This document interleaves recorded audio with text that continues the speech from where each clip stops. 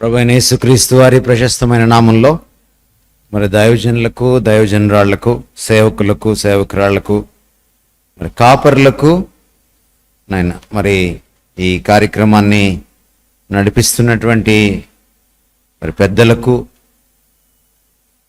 శుభాకాంక్షలు తెలియజేస్తున్నాను. మన వాక్యంలోకి వెళ్దాం. మనము అనుకున్నట్టుగానే మొదటి రోజున మనం హృదయాన్ని దున్నుకోవడం గురించి మనం మాట్లాడుకున్నాం. హృదయాన్ని ఎలా సేద్యం చేసుకోవాలి, సాగు చేసుకోవాలి అన్న విషయం గురించి మనం మాట్లాడుకున్నాం. ఇర్మియా గ్రంథం 4వ అధ్యాయం 3వ వచనాన్ని మనం పారాయణం చేస్తూ వస్తున్నాం. ఇర్మియా గ్రంథం 4వ అధ్యాయం 3వ వచనం ముందటి విషయాలు, తర్వాతి విషయాలు, ఆ నేపథ్యం, అక్కడ ఉన్నటువంటి సందర్భం మనం చూసినప్పుడు దానికి సమాంతరంగా హోషేయ గ్రంథం 10వ అధ్యాయం 12వ వచనాన్ని కూడా మనం చూసాం. అయితే హృదయాన్ని మనం ఎందుకు దున్నుకోవాలి అనేది కూడా మనం చూసాం. ఇదిగోండి, ఇలాగ బూజు పట్టిన భావాలు ఉంటాయి. 60 ఏళ్ళు 70 ఏళ్ళు హృదయంలో తిష్ట వేసిన తర్వాత దాన్ని దున్నడం ఇష్టం ఉండదు. దున్నితే రాయి రప్ప బయటపడుతుందని చూసాం.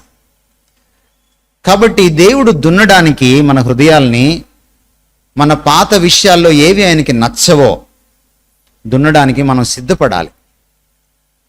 దావీదు ప్రార్థన చేశాడు. నేనంతా బాగానే ఉన్నానని ప్రార్థన చేయలేదు ఆయన. 139వ దావీదు కీర్తన చివరి వచనాలు మీరు చదివితే, ప్రభువా, దేవా, నా హృదయంలో నీకు ఆయాసకరమైంది ఏమైనా ఉందేమో చూడు. ప్రభువా, ఈ సంప్రదాయాలను పాటిస్తున్నావు, ఇవి నీకు ఆయాసకరమా కాదా అని అడిగి చూడండి ఆయన్ని. కాబట్టి హృదయాన్ని దున్నుకొని మనం ఏం సాధించాలి? దాన్ని శుభ్రం చేసుకోవాలి. ఎందుకంటే హృదయము మనిషి ఆంతరంగిక జీవితానికి గుర్తు. యేసుక్రీస్తు వారు మాట్లాడుతూ, బయట నుంచి లోపలికి వెళ్ళింది మనిషిని అపవిత్రపరచదు, హృదయంలోంచి బయటకు వచ్చేది మనిషిని అపవిత్రపరుస్తుంది అని అన్నాడు. ప్రతి పాపానికి, ప్రతి నేరానికి, ప్రతి ఘోరానికి హృదయం ఆలవాలమని చెప్పాడు ఆయన. అందుకని హృదయాన్ని దున్నాలి. ఈ హృదయము కొన్ని శతాబ్దాలుగా, లేకపోతే కొన్ని దశాబ్దాలుగా, మన జీవితాన్ని తీసుకుంటే దశాబ్దాలుగా అది పాడవుతూ వచ్చింది కనుక అది బీడు పడిపోయింది. దాన్ని దున్నకపోతే మనకి సత్యము నాటబడదు, నీతి నాటబడదు, న్యాయం నాటబడదు, మనకి ఏది మంచో ఏది చెడో తెలియదు. అంతేకాదు మనకి ప్రభు ముఖదర్శనం కలగదు అని మనం చూసాం. దున్నబడిన హృదయము అంటే మారిన హృదయము, దేవుడు నీతి వర్షం కురిపించిన హృదయము ప్రభు ముఖదర్శనం చేసుకుంటుంది. ఆయన ముఖదర్శనం కోసం ఉవ్విళ్ళూరుతుంది. అది గుర్తు ఆ హృదయానికి అని చెప్పాం. ఎవరైతే హృదయాలు దున్నుకుంటారో, ఎవరైతే ఆయన సన్నిధిలో కడుక్కుంటారో, హృదయాల్ని మార్చుకోవడానికి ఇష్టపడతారో, ఆ హృదయాలు ప్రభు కోసం తప్పిస్తాయి, ప్రభుని చూడ్డానికి తప్పిస్తాయి. ప్రభు ముఖదర్శనం చేసుకున్న తర్వాతనే మనకి సంఘ పరిచర్య గురించిన దర్శనం కలుగుతుంది అని మనం చూసాం. రెండో విషయం మనం నిన్న ఏం చూసామంటే, మన హృదయాన్ని దున్నుకోవాలి. ఎందుకంటే మనం ప్రభువుని ప్రేమించడమే మనకు చేత కావట్లేదు. అంతేకాదు తోటి మనిషిని, గొర్రెల్ని కూడా మనం ప్రేమించలేకపోతున్నాం. తోటి భారతీయుల్ని కులమతాలకు అతీతంగా మనం ప్రేమించలేకపోతున్నాం. మన కులం కాని వాళ్ళని కూడా మనం పెళ్లి చేసుకోలేకపోతున్నాం. కనుక మనం కులమతాలకు అతీతంగా, చర్చిలకు అతీతంగా, డినామినేషన్లకు అతీతంగా మనుషుల్ని ప్రేమించాలి. పాస్టర్ గారు గొర్రెల్ని ప్రేమించకుండా, మనుషుల్ని ప్రేమించకుండా సేవ చేయలేరు అని మనం చూసాం. ఈరోజు ఉదయం మనం మనసును ఎలాగ సాగు చేసుకోవాలో చూసాం. మనసును సాగు చేసుకోవడానికి 3 విషయాలు మనం చూసాం. లోకం నుంచి, అపవాది నుంచి, పాపం నుంచి మనసును కాచుకోవాలి. అటువంటి ఆలోచనల నుంచి మనసుని కాచుకోవాలి. మంచి విషయాల్ని ఆలోచించడానికి మాత్రమే ఎంచుకోవాలి. వాక్యంతో మనసుని పోషించుకోవాలి. కాచుకో, ఎంచుకో, పోషించుకో అన్న 3 సూత్రాలని మనం మనసును సాగు చేసుకోవడానికి చూసాం. ఇప్పుడు మనం పరిచర్య వైపుగా వెళుతున్నాం. పరిచర్య దర్శనం గురించి మనము మాట్లాడుకోవాలి. పరిచర్య దర్శనం మనకు అర్థం కావాలంటే మనం సంఘం గురించి కూడా మాట్లాడుకోవాలి. సంఘం అంటే డినామినేషన్ కాదు. ఇది నా మొదటి స్టేట్మెంట్. నాకు తెలుసు బాగా, నేను బ్యాప్టిస్ట్ కమ్యూనిటీలో మాట్లాడుతున్నాను. బ్యాప్టిస్ట్ సంఘంతో నాకు చాలా అవినాభావ సంబంధం ఉంది. మీకు ఎంతమందికి తెలుసో రామాపట్నం సెమినరీ నాకు తెలియదు. రామాపట్నం సెమినరీలో డీన్గా, ప్రొఫెసర్గా పనిచేసిన రామాంజులు గారు నా తాతగారు. All to Jesus I surrender పాటని ట్రాన్స్లేట్ చేసిన వారు రామాంజులు గారు మా తాతగారు. అలాగే ఇక్కడ తెలంగాణలో దళవాయి ఫ్రాంజాషువా గారు చాలామందికి తెలిసే ఉంటుంది. వారు కూడా మంచి థియోలాజియను. వారు కూడా మా తాతగారు, మా అమ్మమ్మకి తమ్ముడు అవుతారు. సో కనుక ఈ సాంప్రదాయం లేకుండా, ఈ లోతు లేకుండా నేను మాట్లాడట్లేదు. ఈ రోజుకి రామాంజులు గారు ట్రాన్స్లేట్ చేసినటువంటి, లేకపోతే సంకలనం చేసినటువంటి, రచించినటువంటి, మీరు ఎలా పిలుచుకున్నా బైబిల్ వ్యాఖ్యానాలు 5 వాల్యూమ్స్ ఈ రోజుకి పాస్టర్లు తెలుగులో వాడుతున్నారు. ఏసీటీసీ వాళ్ళు ముద్రిస్తున్నారు. వారి మనవణ్ణే నేను. అయినా మీకు ఒక మాట చెబుతున్నాను, సంఘం అంటే డినామినేషన్ కాదు. సంఘం అంటే దేవుడు లోకము నుంచి ప్రత్యేకం చేసుకుని, పిలుచుకొని, కడుక్కున్న ఒక సమాజం, విశ్వాసుల గుంపు. క్రీస్తు నామం చేత పిలువబడుతున్నటువంటి, ఆయన రక్తం చేత కడుగబడినటువంటి, రక్తమిచ్చి కొనబడినటువంటి ఒక సమాజం సంఘం. ఇది మనం అర్థం చేసుకోవాలి మొదట. ఈరోజు మనం సంఘం అని అనగానే బిల్డింగ్స్ అనుకుంటున్నాం, సంఘం అనగానే సంప్రదాయం అనుకుంటున్నాం, సంఘం అనగానే పద్ధతులు అనుకుంటున్నాం. కాదు. సంఘం మనుషులైన దేవుడు తన స్వరూపంలో చేయగా, పాపం చేత ఆ స్వరూపాన్ని పోగొట్టుకోగా, క్రీస్తు మళ్ళీ వాళ్ళ కోసం చనిపోగా సిలువలో, ఆ రక్తంలో కడుగుబడినటువంటి, లోకం నుంచి వేరు చేయబడినటువంటి, క్రీస్తు తట్టు తిరిగినటువంటి, పూర్తిగా ఆయన సొత్తు అయినటువంటి ఆయన ప్రజలే సంఘము అని మొదట మనం అర్థం చేసుకోవాలి. కాబట్టి సంఘ పరిచర్య అంటే పద్ధతుల పరిచర్య కాదండి. సంఘ పరిచర్య అంటే సంప్రదాయాల పరిచర్య కాదండి. సంఘ పరిచర్య అంటే ప్రజల మధ్య పరిచర్య. సంఘ పరిచర్య అంటే బిల్డింగ్లు కట్టే పరిచర్య కాదండి. బిల్డింగ్లు కావాలి, మనం అందరం కలిసి ఒక చోట ఆరాధించడానికి మనకు బిల్డింగ్ కావాలి. కానీ ప్రధానమైన ధ్యాస దాని మీద లేదు.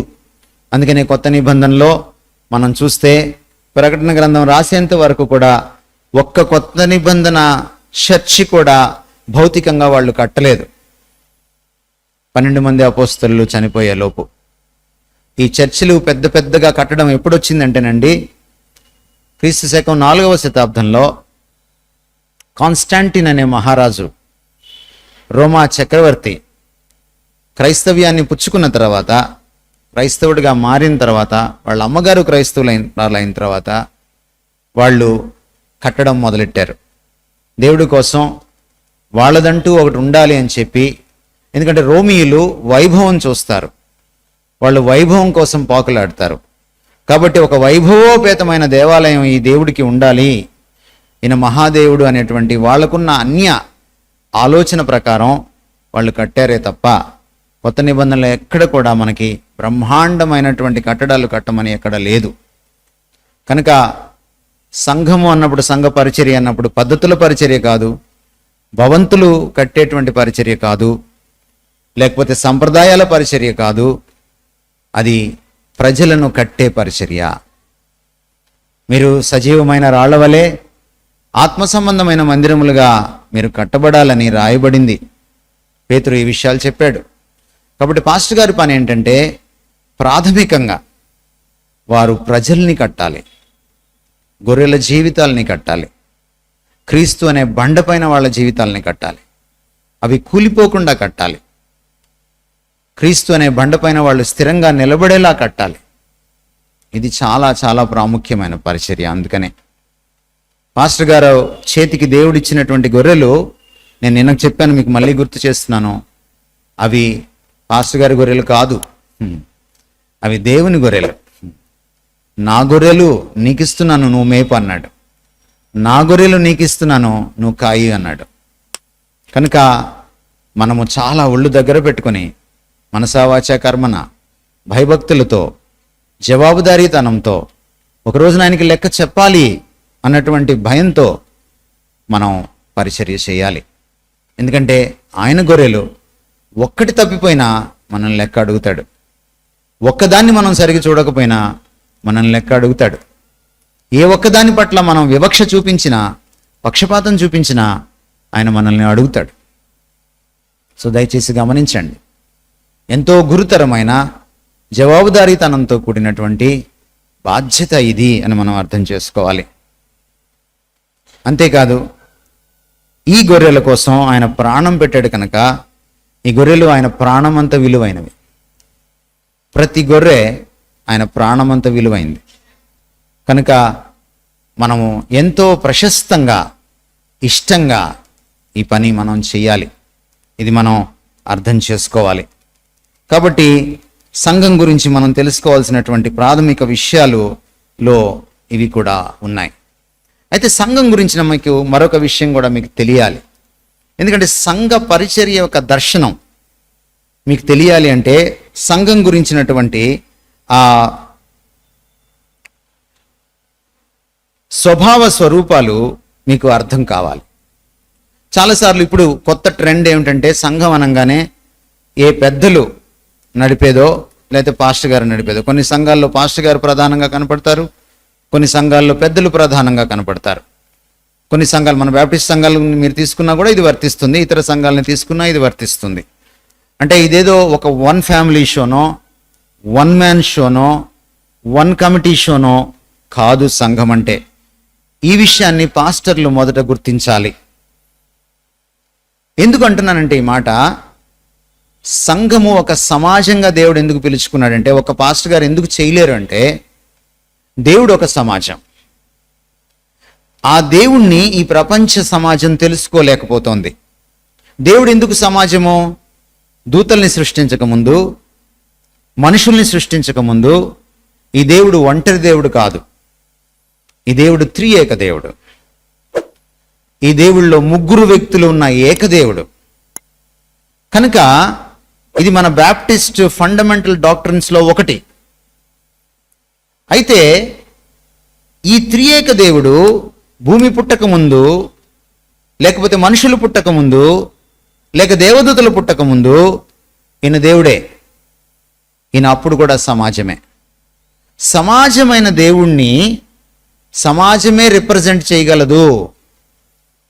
సమాజమైన దేవుణ్ణి ఒక ప్రకాష్ రిప్రజెంట్ చేయలేడు. సమాజమైన దేవుణ్ణి ఒక బిల్లీ గ్రహాం రిప్రజెంట్ చేయలేడు. ఒక పాస్టర్ గారు రిప్రజెంట్ చేయలేరు. కాబట్టి సంఘమంతా ఒక సమాజంగా ఏర్పడితే ఆ సమాజము బయట లోక సమాజానికి ఈ దైవ సమాజాన్ని పరిచయం చేస్తుంది. ఇది సంఘంలో ఉన్న లోతు. కనుక సంప్రదాయాలు కాదు, పద్ధతులు కాదు, ప్రవర్తన, జీవితం, ప్రభువుని చూపించడం. అందుకనే మొదటి పేతురుపత్రిక 2:9 ఈ మాటలు రాయబడ్డాయి. మీరు చీకటి నుంచి ఆశ్చర్యకరమైన వెలుగులోనికి, తన వెలుగులోనికి మిమ్మల్ని ఆయన పిలుచుకున్నాడు. ఎందుకు పిలుచుకున్నాడట? తన గుణాతిశయములను ప్రచురం చేయడానికి, అంటే లోకానికి తెలియచేయడానికి. ప్రచురం అనే మాట అర్థం ఏమిటంటే పబ్లిసైజ్ చేయడం, అంటే పబ్లిక్కి తెలియజేయడం. అదేదో చీకట్లోనో 4 గోడల మధ్యలోనో చెప్పేది కాదది. నా ప్రభువు ఎంతటి గొప్పవాడో నేను లోకానికి చాటాలి. అది నేను ఒక్కడనే చాటితే ప్రపంచానికి తెలియదు, సంఘముగా చాటాలి. అంటే సంఘము ప్రవర్తిస్తున్న తీరు చూసి, అంటే ఈ సమాజాన్ని బయట సమాజాలు చూసి, ఓహో దేవుడు ఇంతటి ప్రేమామయుడా, దేవుడిలో ఇంత ఐక్యత ఉందా, దేవుడిలో ఇంత పవిత్రత ఉందా, దేవుడిలో ఇంత దయార్ద్రత ఉందా, దేవుడు ఇంత క్షమించే గుణం కలిగిన వాడా అని దేవుని గురించి, ఆయన గుణాతిశయాల గురించి బయట ప్రజలు తెలుసుకుంటారు. This is the job of the church. సంఘం అంటే మనం ఏదో వచ్చి ఒక ఆరాధన క్రమం నడిపించుకొని వెళ్ళిపోవడం కాదు. అది మన వ్యక్తిగతమైనటువంటి ఆధ్యాత్మిక ఎదుగుదల కోసమే తప్ప ఇది ఆదివారం మనం చేసేటువంటి ఈ ఆరాధన క్రమము అసలు సంఘం యొక్క పరిచర్య కాదది. అసలు సంఘ పరిచర్య అంతా కూడా సంఘపు గోడల బయట ఉంటుందండి. మీరు గుర్తుపెట్టుకోండి ఎప్పుడైనా కూడా. The very purpose of the existence of the church is not for the church people, is for the people outside the church. The very purpose of the existence of the church is for the అవుట్ సైడర్స్. సంఘము ఎందుకు ఉనికిలో ఉన్నది అంటే అది సంఘము బయట ఉన్న వారి కోసము మాత్రమే. గమనించండి, మనము మారు మనసు పొందగానే, బాప్తిస్మం తీసుకోగానే దేవుడు మనల్ని తీసేసుకోవచ్చు పైకి. మనకి బాదరబందీలు ఉండవు, మనకి శోధనలు ఉండవు, మనకి కరోనా రాదు, మనకి ఏ భయాలు ఉండవు. పాస్టర్ గారు మనల్ని ఇలా ముంచి ఇలా పైకి తీసేటప్పటికే మన ప్రాణం పోతే ఎంత హాయిగా ఉంటుందో. ప్రభు దగ్గర ఉంటాం. చావు అయితే లాభము, బ్రతుకుట క్రీస్తే. కానీ అలా ఎందుకు చేయలేదంటే ఆయన, మనం ఇక్కడ జీవించాలి, కలిసికట్టుగా జీవించాలి, సంఘటితంగా జీవించాలి. ఈ సంఘటిత సంఘ జీవితంలో ప్రభువు లోకానికి కనపడాలి. This is the ministry of the church అండి. ఈ దర్శనం మనకు లేకపోతే చాలా చాలా కష్టం అండి. అందుకనే ఈ రోజున వన్ మ్యాన్ షో చర్చెస్ వచ్చాయి. ఎందుకు వన్ మ్యాన్ షో చర్చెస్ వచ్చాయి? వాళ్ళకి సంఘం అంటే అర్థం కాలేదు. వాళ్ళు ఎప్పుడు కూడా వాళ్ళ సంఘంలో మిగిలిన వాళ్ళు చేసే సేవ ఎప్పుడు మనకి తెలియదు. వాళ్ళే కనపడతారు మనకి, వాళ్ళే మొత్తం చూపిస్తారు, ఏం చేసినా వాళ్ళే ఉంటారు.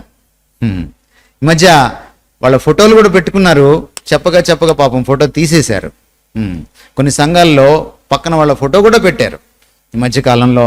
మీకు తెలుసును, పేర్లు చెప్పుకోనక్కర్లేదు, కానీ పెట్టడానికి వీలు లేదు, ఎందుకంటే వారి సంఘం కాదు. కనుక ఇది మనం చాలా జాగ్రత్తగా గుర్తుపెట్టుకోవాలి. సంఘము సమాజముగా ఎలా మనగలుగుతుంది, సంఘము సమాజంగా ఎలా ప్రవర్తిస్తోంది, సంఘం సమాజంగా ఎలా కట్టబడుతోంది, సంఘము సమాజంగా ప్రభువుని ఎలా ప్రతిబింబిస్తోంది, చూపిస్తోంది లోకానికి, ఇది సంఘ పరిచర్యలో చాలా కీలకమైన విషయం అనే సంగతి మనము అర్థం చేసుకోవాలి. అందుకనే ఈ మొదటి పేతురుపత్రిక 2:9 మనం చూస్తే అక్కడ ఎప్పుడు బహువచనమే మీకు కనపడుతుంది. చూడండి, అక్కడ రకరకాలైనటువంటి పేర్లతో సంఘాన్ని పిలుస్తున్నాడు ఆయన. మీకు అక్కడ చూస్తే బహువచనం ఎంత చక్కగా కనపడుతుందో. మీరు, మిమ్ములను కనపడుతుందా మీకు? తన వెలుగులోకి పిలుచుకున్నాడు. మిమ్ములను బహువచనం, ఒక్కరికి చెప్పట్లేదు. ఆ కిందకు వచ్చిన తర్వాత మీరు రాజులైన యాజక సమూహం బహువచనం. దేవుని సొత్తైన ప్రజ బహువచనం కదండి. పరిశుద్ధ జనము బహువచనం. చూసారా మీరు? ఇంకా ఏర్పరచబడిన వంశం ఏంటి? బహువచనమేనా?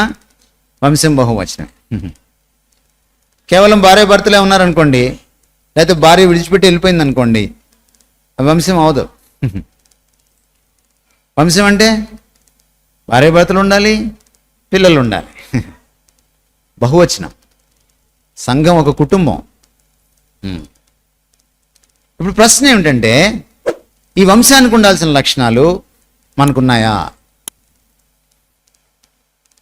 మనం చర్చికి వెళ్ళినప్పుడు ఎవరి పక్కన కూర్చుంటాం? ప్రతి వారం ఒకరి పక్కనే కూర్చుంటాం. మనకు భారతీయులకు ఒక అలవాటు ఉంది. బస్సు ఎక్కినా, ట్రైన్ ఎక్కినా ముందు కర్చీఫ్ వేస్తాం కదా. అలాగే చర్చిలో కూడా కర్చీఫ్ వేస్తాం. అంటే కనపడదు ఆ కర్చీఫ్, కానీ వేసేస్తాం మనం.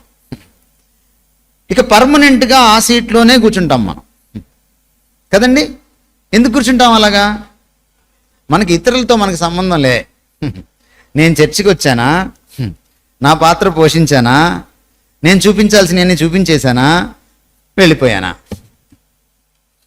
నా నగ నట్ర, నా హోదా, నా దర్పము, నా డాబు, నా పాటల కళ, నా గిటారు కళ, నా ప్రసంగ ధోరణి, అది కాదండి చర్చి. చర్చిలో ఈ యాటిట్యూడ్ పనికిరాదు, ఈ వైఖరి పనికిరాదు. చర్చిలో ఎప్పుడు పక్కన ఉండి కలుపుకోవాలి మనం. మీరు ప్రతి వారానికి ఒక బెంచి మారుతున్నారనుకోండి, వెనక బెంచి దాకా, ఇక అందరూ పరిచయం అవుతారు. ఒక కుటుంబంలో అమ్మ 12 మంది పిల్లలున్నా అందరితో మాట్లాడుతుందా? అందరితో మాట్లాడుతుందా? అందరితో మాట్లాడుతుంది. 12 మంది పిల్లలు అందరూ ఒకరితో ఒకరు మాడుకుంటారా? ఆడుకుంటారు. అదే కదా కుటుంబం అంటే. ఇది చాలా ప్రాముఖ్యం అన్నమాట. సో ఆయన చెప్తున్నాడు, సంఘం అంటే ఏమిటో చెప్తున్నాడు. దేవుని సొత్తైన ప్రజ. ఎవరి సొత్తు? సో సంఘం ఎవరి సొత్తు? పాస్టర్ గారి సొత్తు కాదు, పెద్దల సొత్తు కాదు, సంఘం సొత్తు కూడా కాదు. ఎవరి సొత్తు? దేవుని సొత్తు. ఏమిటి దీని అర్థము? దేవుని సొత్తు అంటే, మీరు సంఘంలో ఏదైనా ఒక పద్ధతి తీసుకొస్తే మీరు దేవుణ్ణి అడిగి తేవాలి, మీకు హక్కు లేదు.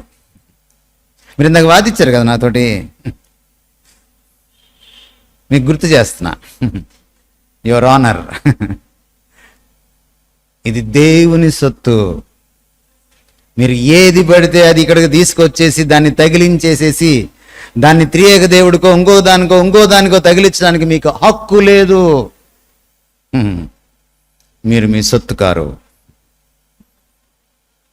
సంఘమునకు శిరస్సు, సంఘమునకు యజమాని, సర్వ హక్కులు ఈ సర్వాధికారి అయిన యేసుక్రీస్తువే, ఎవరివి కాదు. ఆయన సెలవివ్వాలి, ఆయన వాక్యంలో సెలవివ్వాలి. ఆయన సెలవిచ్చిన దానికి విరుద్ధంగా అది ఉండడానికి వీల్లేదు. సంఘం గురించి ఇంకో మాట కూడా ఉంది, తమరు యాజకులట. ఎవరు? సంఘం ఏంటట? యాజకులట. అంటే మీకు ఎందుకు చెప్తున్నానంటే, మీరు సంఘాన్ని ఆ విధంగా తీర్చిదిద్దడమే పరిచర్య సార్. కాపరి గారు, మీరు సంఘాన్ని ఆ విధంగా తీర్చిదిద్దడమే పరిచర్య. కొన్ని ప్రొసీడింగ్స్ నడపడం కాదు సార్ పాస్టోరల్ మినిస్ట్రీ అంటే. కొన్ని ప్రొసీడింగ్స్ ఉంటాయి. ముందు ఈ ప్రార్థన చేయాలి, ముగింపులో ఈ ప్రార్థన చేయాలి, వారికి ప్రార్థన ఇవ్వాలి, వీరికి బైబిల్ రీడింగ్ ఇవ్వాలి. ఇది మీరు ఎవరినైనా తీసుకొచ్చి ఇక్కడ నిలబెట్టండి, చేసేస్తారు. మీకు బయట సభల్లో అధ్యక్షత వహిస్తుంటారు.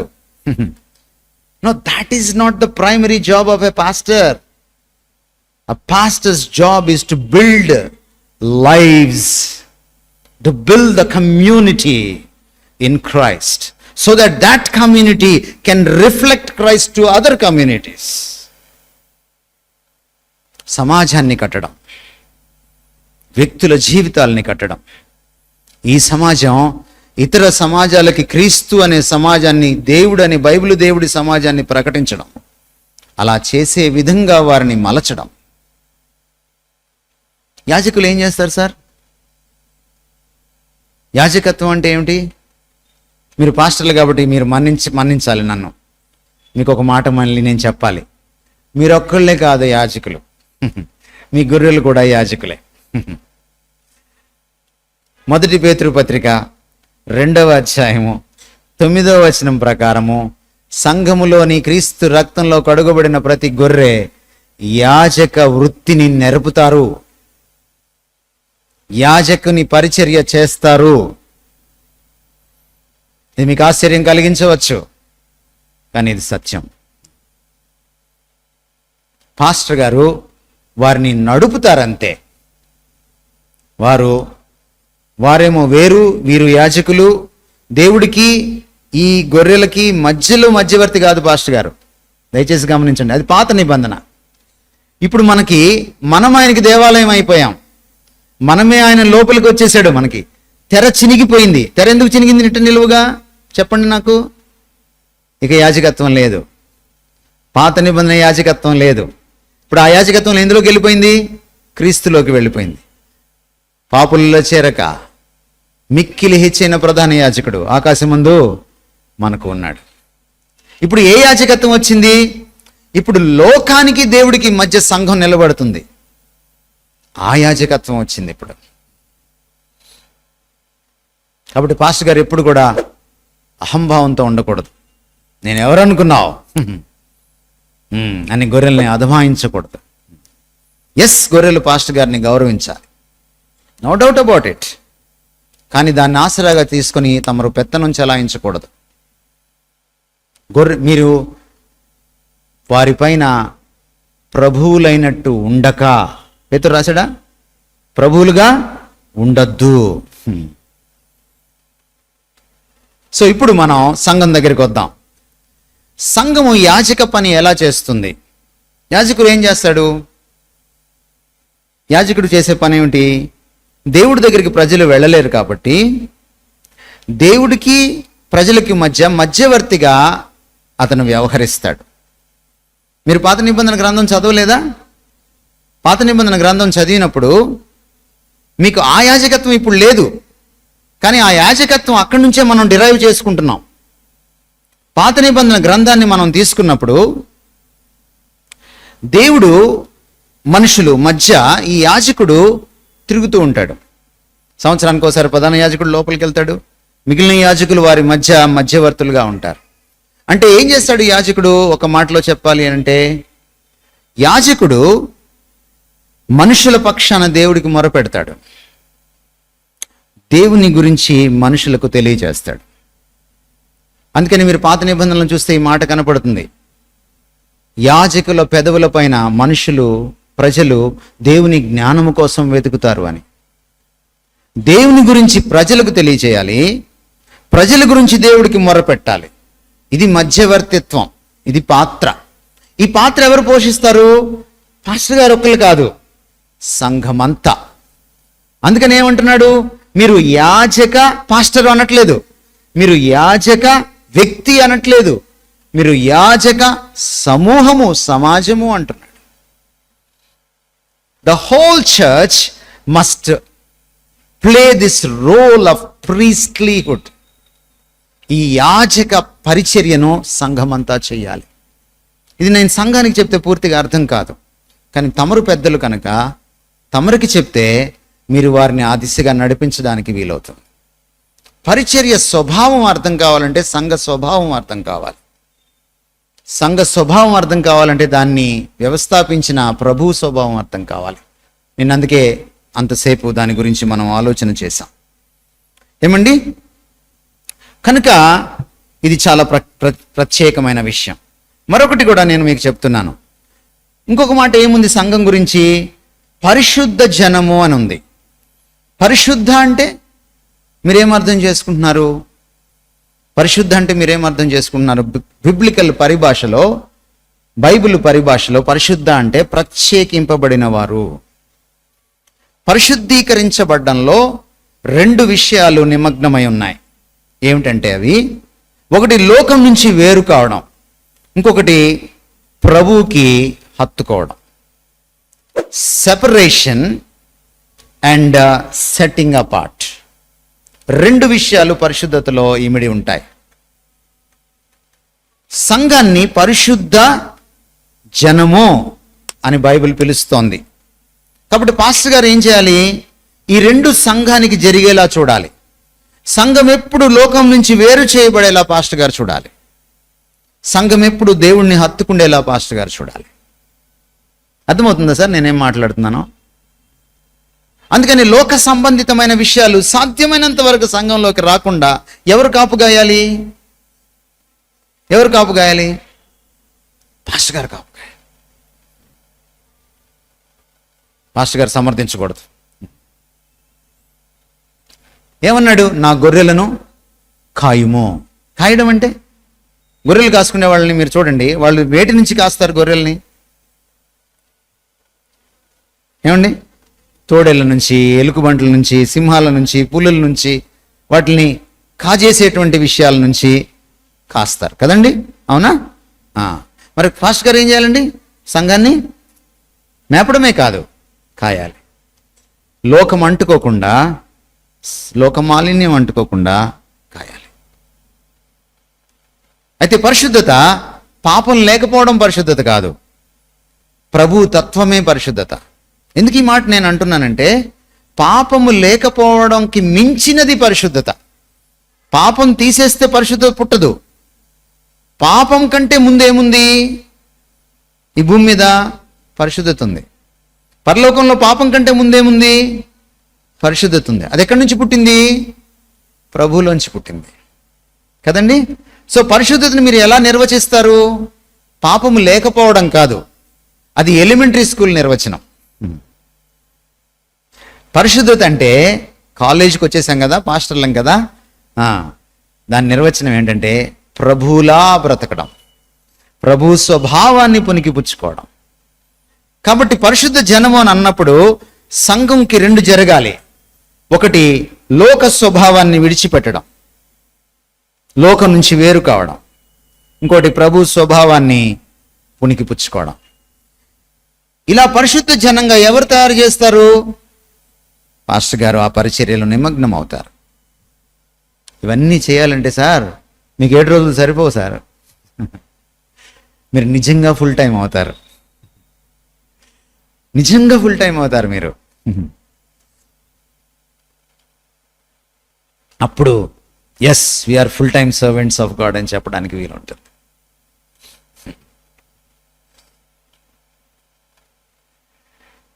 సంఘం గురించి మాట్లాడుతూ ఇంకో మాట కూడా మత్తయి సువార్త 5వ అధ్యాయంలో 13-14 వచనాల్లో ఉంది. ఇందాక మనం చెప్పుకున్న మాట దగ్గరికి మళ్ళీ వెళ్దాం. సంఘము లోకమునకు ఉప్ప, ఇంకెవరికైనా ఉప్ప? సంఘము లోకమునకు వెలుగా, ఇంకెవరికైనా వెలుగా?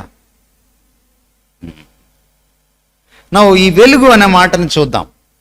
సంఘం తనంతట తాను వెలగదు. మనకు ఆకాశంలో 2 జ్యోతులు ఉంటాయి. పగటిని పరిపాలించడానికి సూర్యుడు, రాత్రిని పరిపాలించడానికి చంద్రుడు, బైబిల్ పరిభాషలో. చంద్రుడు స్వయం ప్రకాశకం కాదు, కానీ సూర్యుడు స్వయం ప్రకాశకం కదా. మరి సంఘం లోకానికి వెలుగు అని అన్నప్పుడు అది ఎలాంటి వెలుగు? చంద్రుడు లాంటి వెలుగా, సూర్యుడు లాంటి వెలుగా? ఎందుకంటే మనంతట మనం వెలగలేం.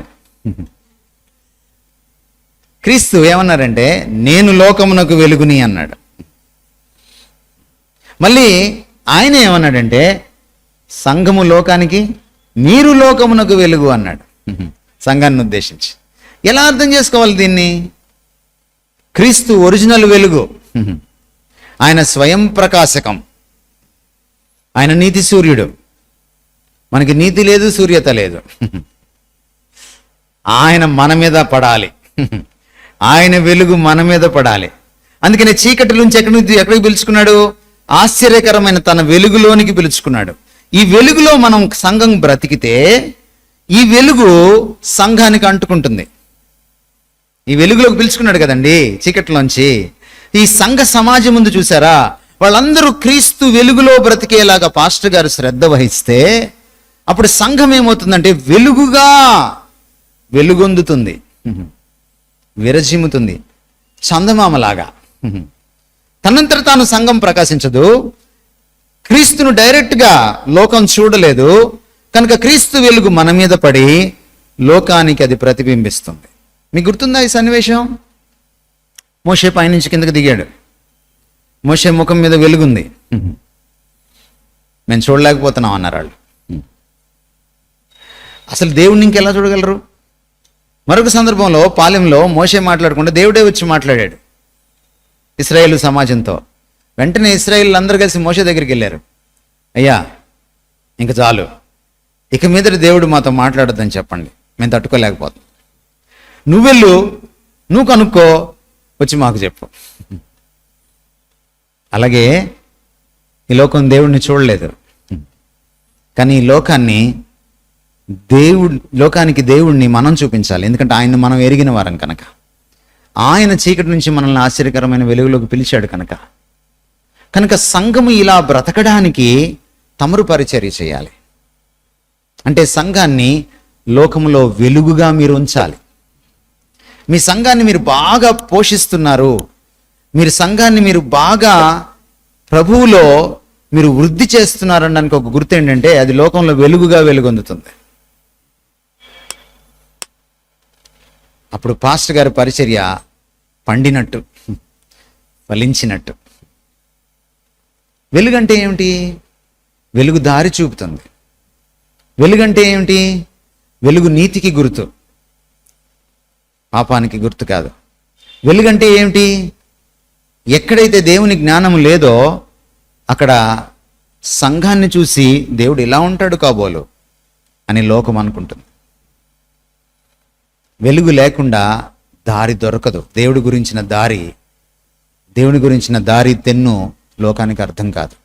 లోకం రక్షింపబడాలంటే సంఘం ఖచ్చితంగా లోకానికి వెలుగుగా ఉండాలి. యేసుక్రీస్తు వారు సంఘం కోసమే వచ్చారా, లోకం కోసం వచ్చారా? ఆయన సంఘ పాపమును మోసుకుని పో దేవుని గొర్రెపిల్ల, లోక పాపమును మోసుకుని పో దేవుని గొర్రెపిల్ల. దేవుడు సంఘమును ఎంతో ప్రేమించినవు కాగా తన అద్వితీయ కుమారుని సంఘానికి అనుగ్రహించిననుందా? లేదు, లోకమును ఎంతో ప్రేమించిన. కనుక ఈ పనిని మనం కొనసాగించాలన్నమాట. అర్థమవుతుందా? ఈ పని కొనసాగించడానికి సంఘము, పాస్టర్ గారు రథసారథి. ఆయన సంఘాన్ని తర్ఫీదు చేసి ప్రభువులో పెంచి పోషించి వర్ధిల్లింపచేసి ఈ పని జరిగేలా చేస్తారు. సంఘం చేయాల్సిన ఇంకొక బాధ్యత అక్కడ ఏముందంటే ఉప్పు అన్నాడు. ఉప్పు కూడా పక్కన వాళ్ళకి కాదు, మళ్ళీ లోకానికే. ఉప్పు ఏం చేస్తుంది సార్? ఉప్పు కనీసం 2 పనులు చేస్తుంది. ఒకటి రుచినిస్తుంది కదా, తర్వాత ఏం చేస్తుంది? చెడిపోకుండా కాపాడుతుంది. మన దేశంలో మనం పచ్చళ్ళు పెడతాం కదా, తెలంగాణలో కూడా పచ్చళ్ళు పెడతారుగా. పచ్చళ్ళలో ఏమేస్తారు? పచ్చళ్ళు ఎలా పుట్టాయో తెలుసా మీకు? పాత రోజుల్లో రిఫ్రిజిరేటర్స్ ఉండేవి కాదు, ఈ ఐస్ బాక్సులు ఉండేవి కాదు. కాబట్టి నిల్వ ఉంచుకోవడానికి ఏం చేసేవాళ్ళు? ఈ పచ్చడిని కనిపెట్టారు. పచ్చడి నిల్వ ఉంచేలాగా చేసేది ఏంటి? సంవత్సరం కూడా తింటాం కదా పచ్చడి పెట్టుకొని, కదండి. సంవత్సరం దాకా ఎందుకు ఉంటుంది అది? చెడిపోకుండా ఏం కాపాడుతుంది? ఉప్పు కాపాడు. మీరు ఉప్పేయడం మర్చిపోతే ఒకవేళ పచ్చడి ఏమవుతుంది? బూజు పడుతుంది కదండి. సమాజంలో ఉప్పు లేకపోతే ఏమవుతుంది? సమాజంలో నేరాలు ఘోరాలు పెరుగుతాయి. మీరు ఉదయం లేసి పేపరు, యూట్యూబ్, టీవీ చూస్తున్నప్పుడు లోకం చెడిపోతుంది, లోకం చెడిపోతుంది, లోకం ఇంకా ఇట్లా తయారైపోయింది, ఆగు హలో రుకోజరా తమరి వల్లే చెడిపోతుంది. ఎందుకంటే తమరు ఉప్పుగా ప్రవర్తించడం మానేశారు. ఈరోజు క్రైస్తవులు మడిగట్టుకున్న క్రైస్తవులు అయిపోయారు. కులం మడి, మతం మడి, డినామినేషన్ మడి మనకు వచ్చేసింది. నేను బ్యాప్టిస్టు, ఈ టిస్ట్ వచ్చేసింది. ఏమైపోయింది? ఓడితో కలవం. నేను ఫలానా కులం పేరిట సంఘాలు రాలేదా? ఇప్పుడు వచ్చినాయి. మా మతం వేరు. ఎప్పుడైతే మీరు ఈ మడిగట్టుకొని జీవిస్తారో మీరు లోకానికి ఉప్పుగా ఉండలేరు. ఉప్పు ఎప్పుడు పచ్చడి చెడిపోకుండా కాపాడుతుంది? పచ్చడిలో కలిసిపోవాలి. ఇందాకే వంటలు వండారు కదా, ఇలా చేతిలో అలా ఒక 2 చుక్కలు వేసుకొని ఇలా నాలుగుకి కరిపించుకోగానే మీకు ఫస్ట్ తెలిసేది ఏంటో తెలుసా? అందులో చాలా దినుసులు ఉంటాయి. కారం ఉంటుంది కదా, పసుపు ఉంటుంది కదా, ఇంకా రకరకాల దినుసులు ఉంటాయి. ఫస్ట్ ఏం తెలుస్తుంది మీకు? ఉప్పు తెలుస్తుంది. కనపడుతుందా? కనపడదు. తెలుస్తుందా? తెలుస్తుంది. సంఘము లోకములోకి వెళ్ళాలి. యేసుక్రీస్తు వారు యోహాను సువార్త 17వ అధ్యాయంలో ఇలా ప్రార్థన చేశారు. నీవు నన్ను ఎలాగ లోకములోనికి పంపావో నేను వారిని లోకములోనికి పంపుచున్నాను. యేసుక్రీస్తు లోకంలోకి వచ్చి మడిగట్టుకున్నాడా? నిన్న చూసాం మనం. పాపులతో, సుంకర్లతో, మద్యపానులతో కలిసి భోంచేశాడు. పోనీ పాపం అంటుకుందా? తాగుబోతనం అంటుకుందా? డబ్బు యావ అంటుకుందా ఆయనకి?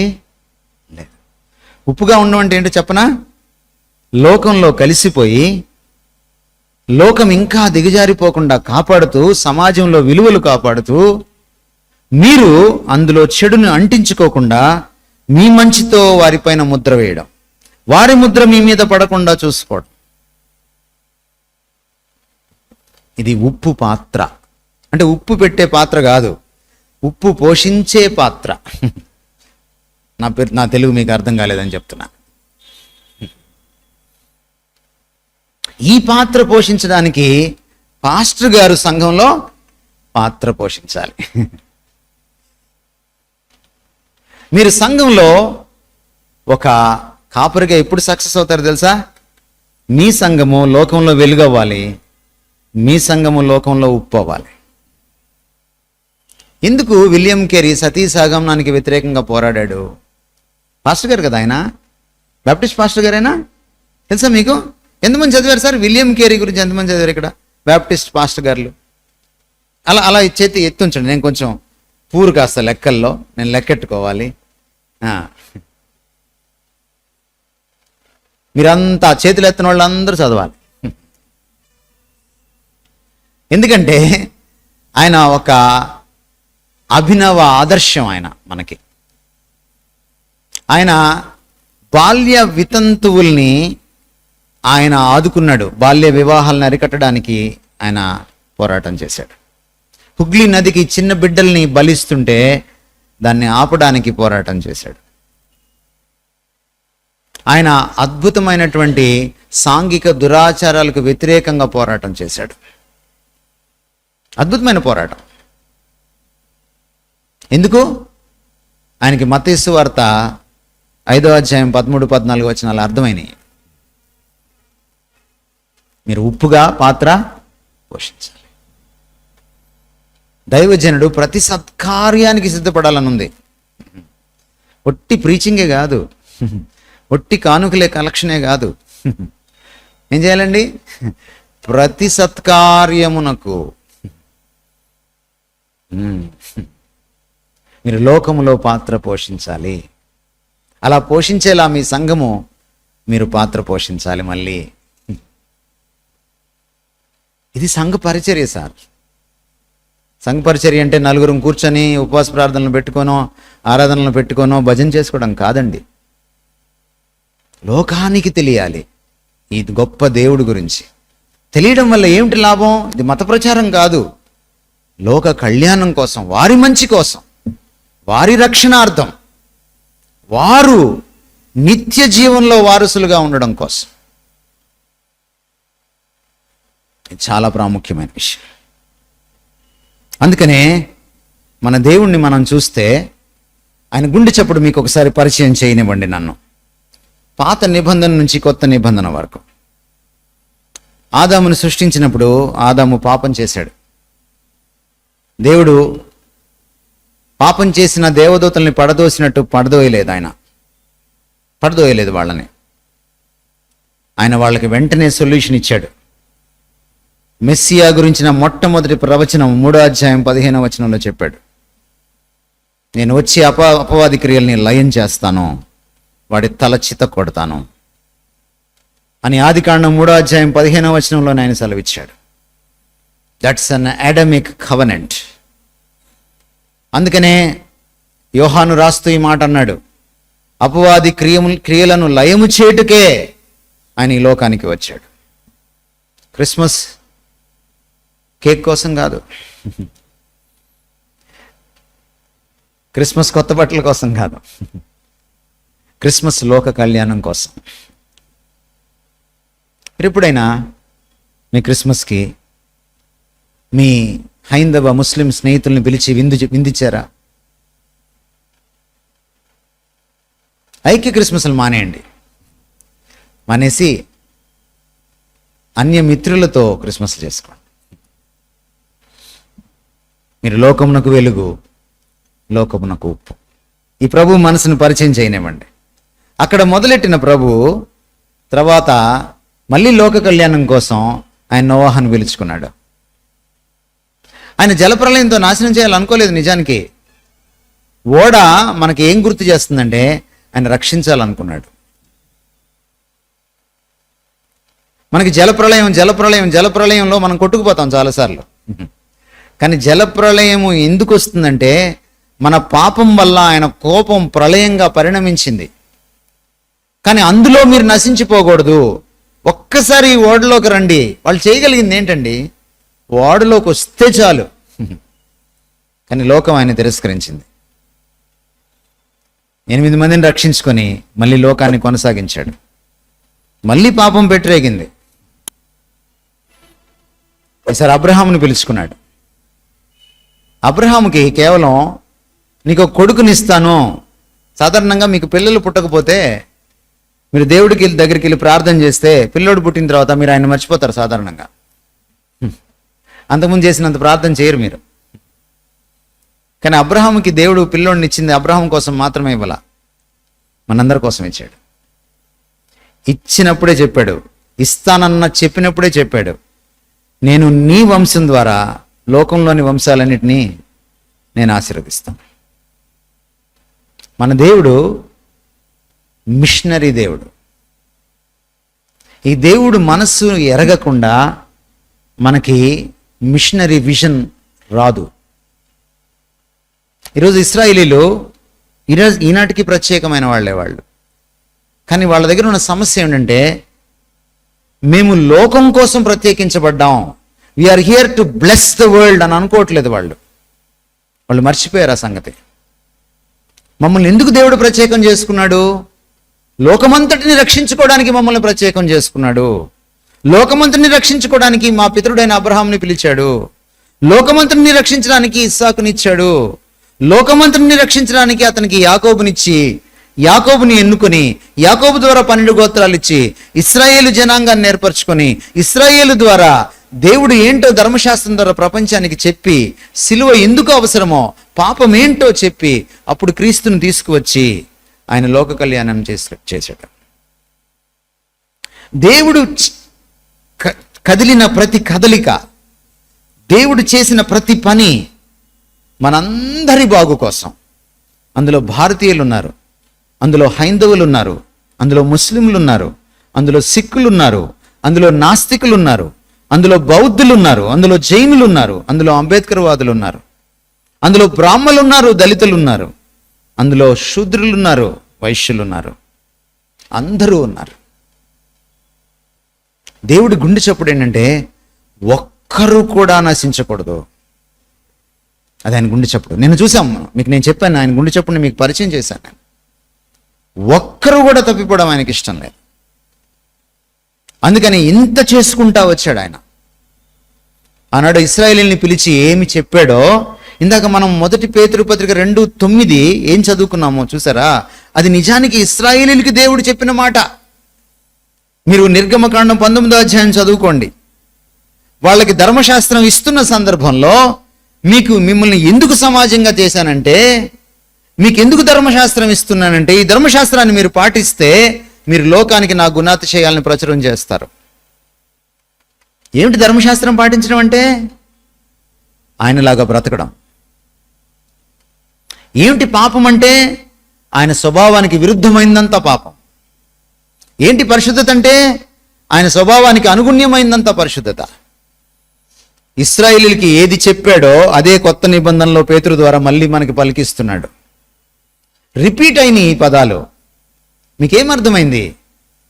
పాత నిబంధనలో ఎన్నుకున్న కమ్యూనిటీ ఫెయిల్ అయినప్పుడు మళ్ళీ కొత్త నిబంధనలో మరొక కమ్యూనిటీని, మరొక సమాజాన్ని ఎన్నుకున్నాడు ఆయన. ఆ సమాజం పేరే సంఘం. ఆ సంఘానికి తమరు పాస్టర్. ఈ సమాజం ద్వారా ఆయన లోకానికి పరిచయం చేసుకుని వారందరినీ రక్షించుకోవాలనుకుంటున్నాడు. సంఘం గురుతర బాధ్యత మీకు అర్థమైందా? అది ఎంత విస్తృతమైందో, అది ఎంత బరువైందో, అది ఎంత గొప్పదో, అది ఎంత గురుతరమైందో, జవాబుదారీతనంతో కూడిందో. This is the bigger vision of God. చివరికి యేసుక్రీస్తుని పంపించినప్పుడు కూడా మిషనరీగానే పంపించాడు. మిషనరీ అంటే ఎవరండి? పంపబడినవాడు. నీవు నన్ను పంపితివని లోకము తెలుసుకున్నట్లు. ఎవరి ద్వారా? మళ్ళీ సంఘం ద్వారా. నీ యందు నేనును, నా యందు నీవును ఎలాగూ ఏకమై ఉన్నామో వారును అలాగున ఏకమై ఉన్నప్పుడు నీవు నన్ను పంపితివని లోకం తెలుసుకుంటుంది, నన్ను నమ్ముతుంది లోకం. నేను మిమ్మల్ని ప్రేమించిన ప్రకారం మీరు ఒకరినొకరు ప్రేమించుకున్న ఎడల మీరు నా శిష్యులని లోకము తెలుసుకుంటుంది. ఎవ్రీథింగ్ వయా సంఘం, ఎవ్రీథింగ్ వయా సంఘం. అల్టిమేట్ గోల్ ఏంటి? ప్రభును పరిచయం చేయడం, లోకంలో ప్రతి ఒక్కరిని ప్రభు దగ్గరికి తీసుకురావడం, వారు ఎల్లకాలం దేవుడి సన్నిధిలో జీవించేలాగా, ఇక ఎన్నడూ మృతము అనేది వాళ్ళకి తెలియకుండా, మృత్యువు తెలియకుండా, వారికి ఒక అద్భుతమైన జీవితాన్ని పరిచయం చేయడం. అందుకనేనండి ఆ దేశం నుంచి ఈ దేశానికి వచ్చారు. మీరు ఈ దక్కను పీఠభూమిలో ఉన్న బాప్టిస్టు పాస్టర్లారా, మిమ్మల్ని ఒక మాట అడుగుతున్నాను. మీ దగ్గరికి వచ్చింది ఏ మిషనరీలు? ఏమండి, అమెరికనా, కెనేడియనా, ఎవరు? ఏ మిషనరీలు? ఏం సార్, బ్యాప్టిస్ట్ కదా మీరు? బ్యాప్టిస్ట్లో 2 ఉన్నాయి కదా, American Baptist mission, Canadian Baptist mission. ఎవరు వచ్చారు మీ దగ్గరికి? అమెరికా నుంచి ఇక్కడికి ఎందుకు వచ్చారు? మనం ఎందుకు వెళ్తున్నాం ఈరోజు అమెరికాకి? 100% వాళ్ళు ఎందుకు వచ్చారు ఇక్కడికి?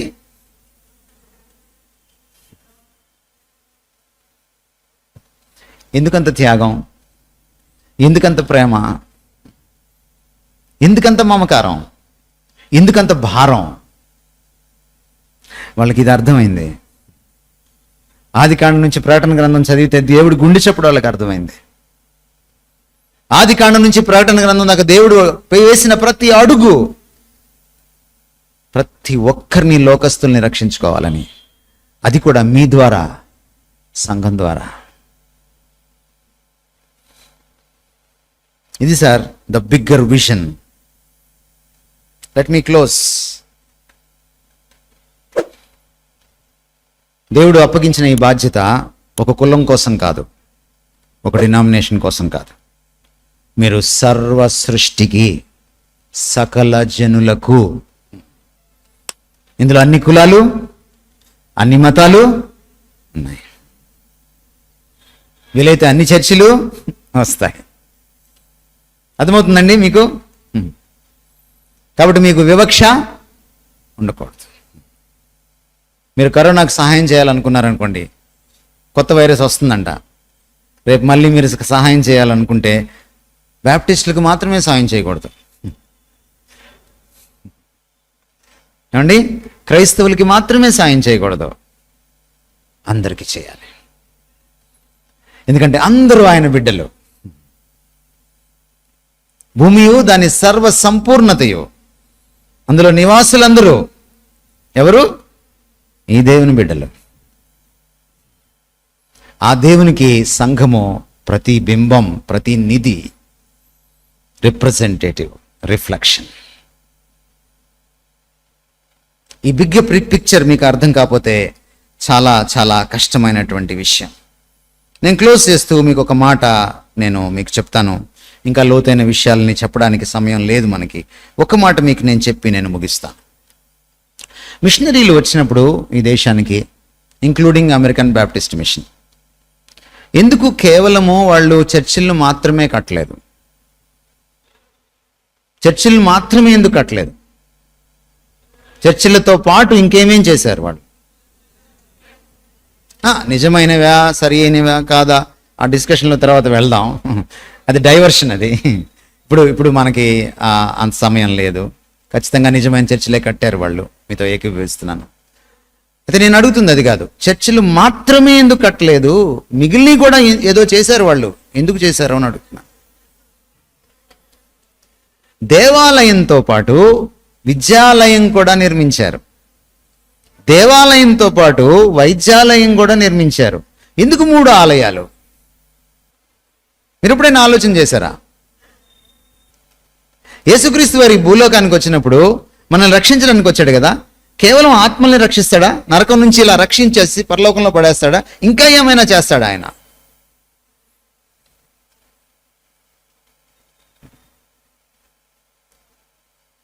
నశించిన ప్రతిదాన్ని రక్షిస్తాడు ఆయన.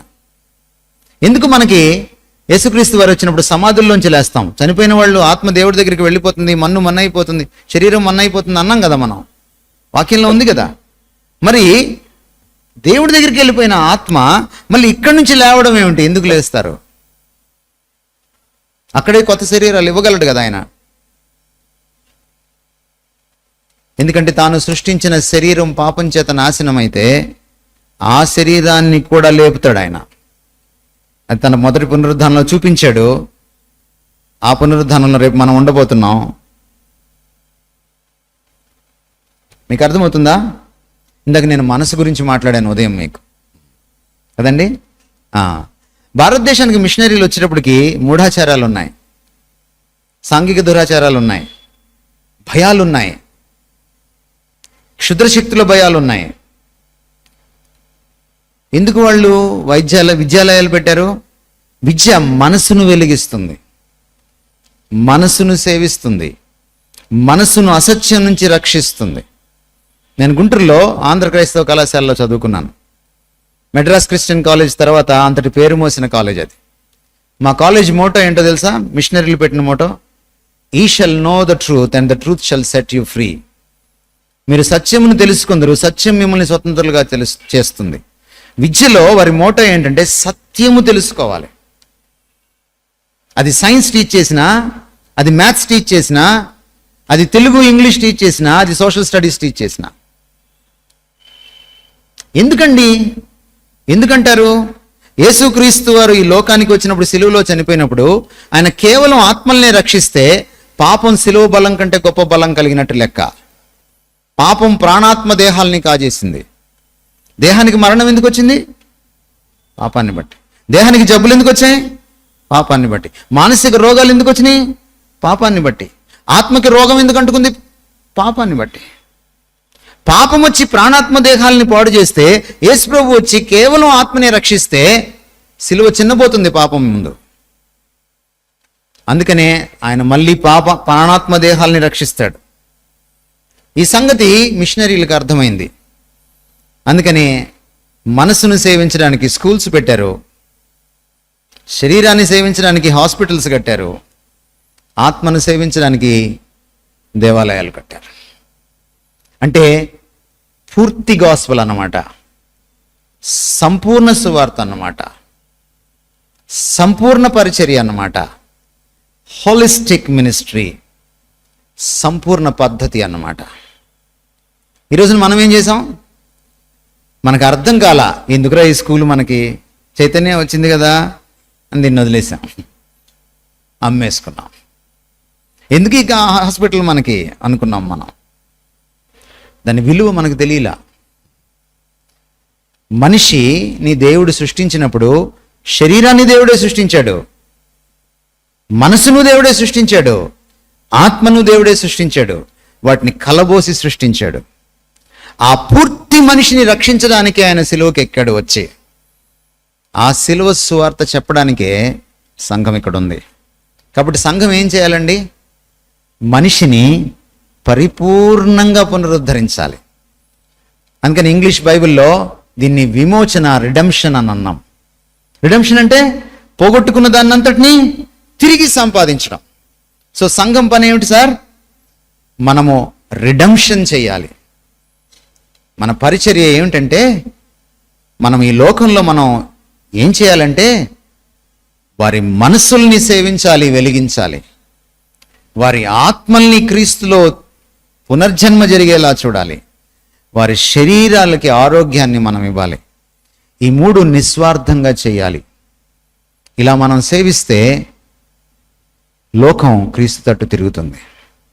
మిషనరీలు ఈ దేశానికి వచ్చినప్పుడు బలవంతపు మత మార్పిళ్ళు చేయలా. బియ్యం ముట్టిస్తాననో ఉద్యోగం ఇస్తాననో వాళ్ళు మతం పుచ్చుకోమని చెప్పలా. వాళ్ళు ఇంత నిస్వార్థంగా సేవ చేశారు కాబట్టే మనసుకి, శరీరానికి, ఆత్మకు మనసావాచా కర్మణ వాళ్ళు సేవ చేశారు కాబట్టే ఈరోజు క్రైస్తవం నిలబడింది. ఇది మనం తీసుకోవాలి, ఇది వాళ్ళ దగ్గర మనం నేర్చుకోవాలి. ఇది బైబిల్ పద్ధతి.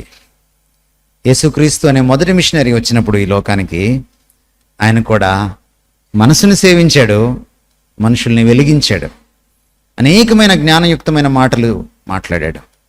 ఆయన శరీరానికి స్వస్థత కలుగు చేశాడు, చనిపోయిన వారిని కూడా లేపాడు. ఆయన ఆత్మలకు పట్టిన పాపం అనే రోగాన్ని విదిలించాడు.